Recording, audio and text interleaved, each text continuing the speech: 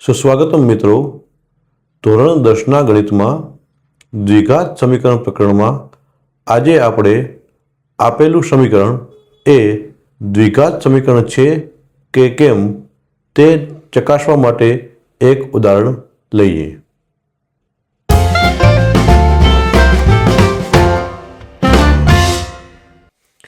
આજનો પ્રશ્ન છે, નીચે આપેલ સમીકરણ દ્વિઘાત સમીકરણ છે કે કેમ તે ચકાસો.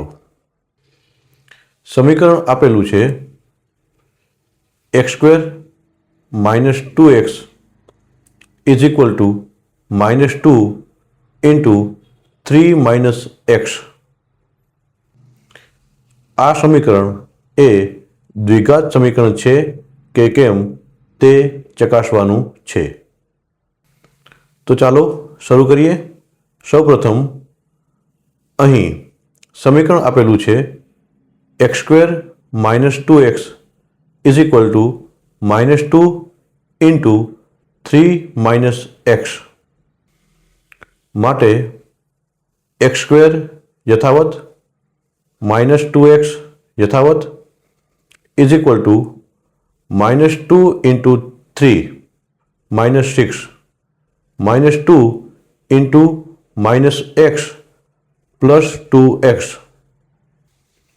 માટે x² યથાવત, -2x યથાવત, બરાબરની જમણી તરફથી +2x ને ડાબી તરફ લાવતા -2x, બરાબરની જમણી તરફથી -6 ને ડાબી તરફ લાવતા +6 is equal to 0.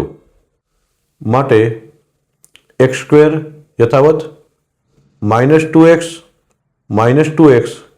-4x plus 6 યથાવત ઇઝ ઇક્વલ ટુ 0. આ સમીકરણ શૂન્યેતર વાસ્તવિક સંખ્યા a માટે ax² + bx + c is equal to 0 પ્રકારનું છે, જ્યાં x² નો સહગુણક a is equal to 1, x નો સહગુણક b ઇઝ ઇક્વલ ટુ -4 અને અચળ પદ c ઇઝ ઇક્વલ ટુ +6 છે. આમ આપેલ સમીકરણ દ્વિઘાત સમીકરણ છે.